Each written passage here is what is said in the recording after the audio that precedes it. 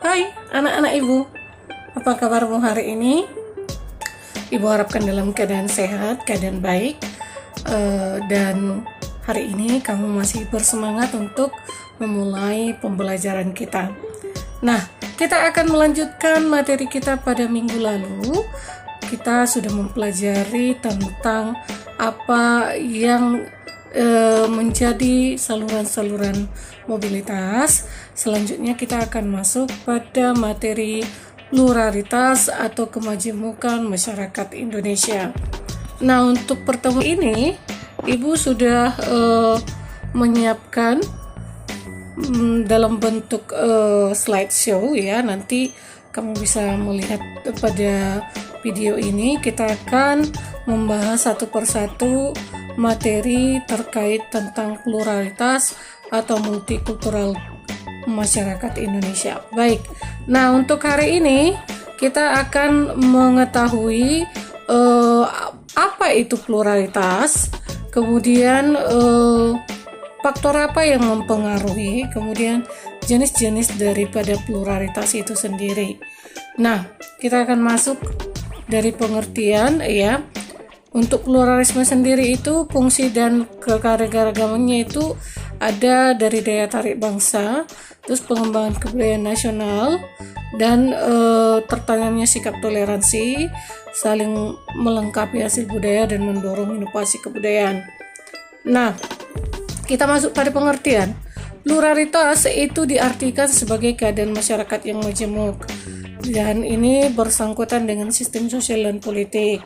Kalau kita ini bisa melihat bahwa Indonesia itu begitu banyak keanekaragaman yang kita lihat, baik secara budaya ataupun dilihat dari sistem sosial, politik, dan keadaan alamnya. Nah, kalau faktor-faktor yang mempengaruhi banyak ya, dilihat dari faktor sejarah, faktor sosiologisnya, keadaan geografis, dan kondisi iklim. Sedangkan untuk jenis-jenisnya ada yang disebut dengan agama ya. Masyarakat Indonesia terdiri dari beberapa agama, ada 6 agama yang diakui. Kemudian dilihat dari budayanya ya, adanya budaya yang majemuk yang terdapat di Indonesia ya. Kemudian suku bangsa, begitu banyak suku bangsa di Indonesia ini mengakibatkan bahwa kita bisa melihat suku bangsa Indonesia ini begitu majemuk. Kemudian dilihat dari golongannya dan kekerabatan daerah serta kepentingan. Nah, untuk jenis polaritas Indonesia, kalau dari agama kita lihat tadi yang pertama, kita lihat tadi agama yang diakui seperti yang disampaikan ya, agama yang diakui di Indonesia ada 6: Islam, Kristen, Katolik, Hindu, Buddha, Konghucu. Nah, Islam itu waktu masuknya ke Indonesia dari catatan sejarah itu masuk pada abad ke-7 Masehi. Nah, tempat ibadah atau kitab suci dan hari sucinya yaitu tempat ibadah masjid, kitab suci Al-Quran, dan hari rayanya Idul Fitri dan Idul Adha. Persentase dari penduduk yang memeluk agama Islam yaitu 87%. Maka dikatakan bahwa Indonesia merupakan pemeluk Islam terbesar di dunia. Nah, untuk agama yang kedua yaitu agama Kristen Protestan dan agama Kristen Katolik, ini berbarengan masuknya ke Indonesia yaitu pada abad ke-15 Masehi, di mana tempat ibadahnya berbeda ya dengan Islam, yaitu tempat ibadahnya berada di gereja dengan kitab suci Injil dan hari raya Natal. Persentase penduduknya yang memeluk agama tersebut 6,9% untuk Protestan, 2,9% untuk agama Katolik. Nah, masing-masing ini kalau kita lihat ada perbedaan waktu masuk, berarti dari catatan sejarah latar belakang sejarahnya, kemudian perbedaan dari tempat ibadah, kitab suci, dan hari sucinya, serta kita lihat berapakah jumlah persentase penganutnya. Nah, ini termasuk pada jenis pluralitas di Indonesia. Nah, untuk jenis pluralitas di Indonesia sendiri menurut J.J. Honigman, salah satu ahli sosiolog, yaitu mengatakan bahwa wujud budaya ada terbagi tiga, yaitu terbagi atas gagasan, aktivitas, dan artefak. Yaitu kita bisa melihat bahwa wujud budaya dibagi atas wujud ideal, tindakan, dan karya.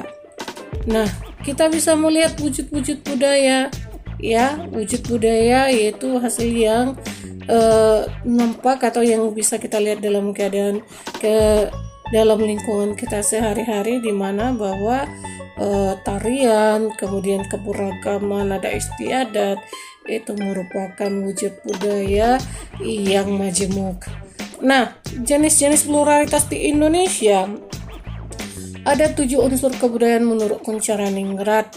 Ya, 7 unsur itu yang pertama adalah peralatan dan perlengkapan hidup manusia.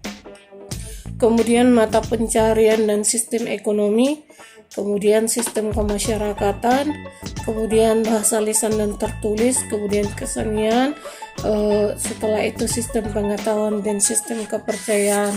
Ini agak sedikit Ibu terangkan mengenai unsur kebudayaan ini.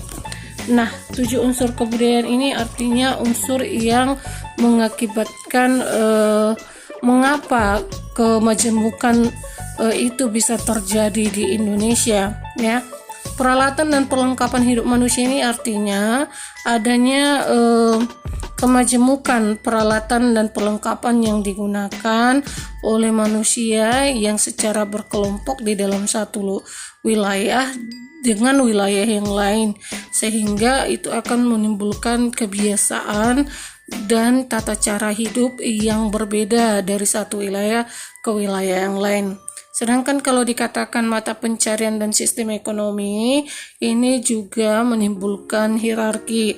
Artinya, mata pencarian juga menentukan tingkatan-tingkatan yang mengakibatkan kemajemukan dilihat dari sistem ekonominya. Kemudian dari sistem kemasyarakatannya sendiri juga memiliki jenis pluralitas serta kesenian yang kita lihat bahwa perwujudan daripada budaya itu dalam bentuk kesenian juga berbeda-beda antara satu wilayah dengan wilayah yang lain. Demikian juga dalam sistem pengetahuan dan sistem kepercayaan. Nah, apakah peranan dan fungsi keragaman budaya? Kita bisa melihat dengan kemajemukan budaya Indonesia itu sendiri secara positifnya mampu menjadi daya tarik bangsa kita, sehingga keragaman budaya ini menjadi salah bentuk kekayaan yang kita gunakan untuk meningkatkan potensi dari bidang pariwisata, sehingga ini menjadi daya tarik turis untuk datang ke Indonesia. Ini membantu Indonesia dalam mendapatkan pendapatan negara melalui kunjungan-kunjungan yang dilakukan oleh para turis mendatangi Indonesia. Nah, kemudian yang kedua, mengembangkan kebudayaan nasional. Dengan adanya keragaman budaya ini, maka kebudayaan nasional ini akan semakin berkembang.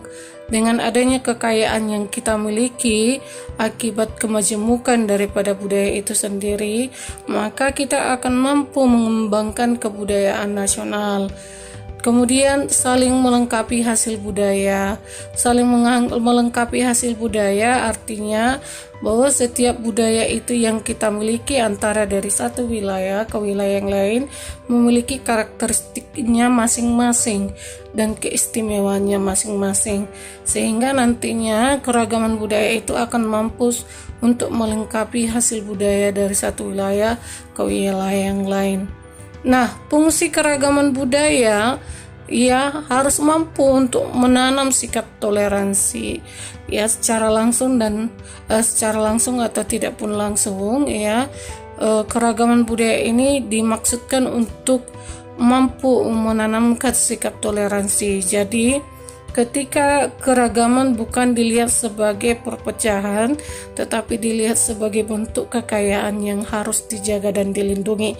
Kemudian yang kelima adalah mendorong inovasi kebudayaan. Adanya pembaharuan-pembaharuan yang dilakukan untuk meningkatkan pengetahuan dan pelestarian kebudayaan. Karena kalau kita perhatikan bahwa pada zaman sekarang ini generasi-generasi muda lebih condong memilih pada hasil-hasil budaya serapan dari luar daripada untuk mempelajari kebudayaan lokal atau daerah. Nah, inilah pentingnya keragaman budaya. Dengan keragaman budaya ini tadi bukan hanya menarik daya tarik para turis dari luar negeri atau mancanegara, tetapi juga akan menarik daya tarik dari wilayah lain untuk mempelajari hasil budaya dari wilayah-wilayah yang berada di Indonesia. Kemudian kita akan melihat bagaimana kemudian kita kembali lagi ke agama ya. Perbedaan agama, perbedaan suku bangsa, perbedaan multikultural ini mengakibatkan bahwa secara negatifnya apabila kita melihat beberapa wilayah di Indonesia terjadi konflik diakibatkan oleh pluralitas atau multikultural ini. Namun seperti yang Ibu sampaikan, harapan kita bahwa masyarakat Indonesia bisa mengenali pluralitas itu menjadi bentuk kekayaan, bukan bentuk perpecahan ataupun konflik.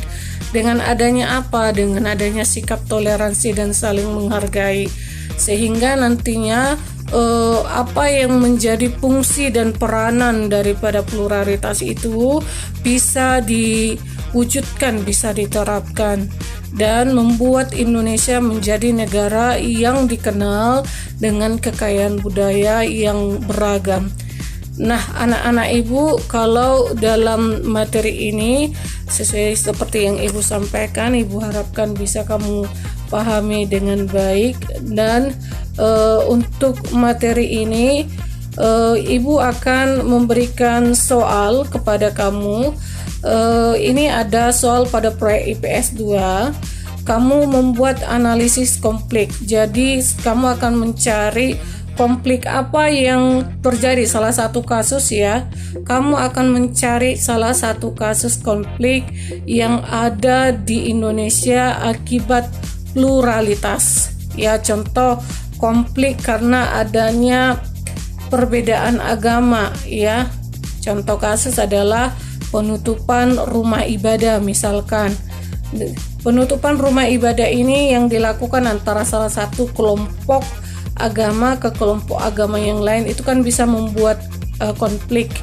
Nah, kira-kira kamu akan menganalisis apakah masalah utama dari konflik itu, kemudian apa yang mendorong terjadinya konflik itu, dan mengapa konflik itu bisa mengganggu integritas negara atau mengganggu persatuan dan kesatuan negara.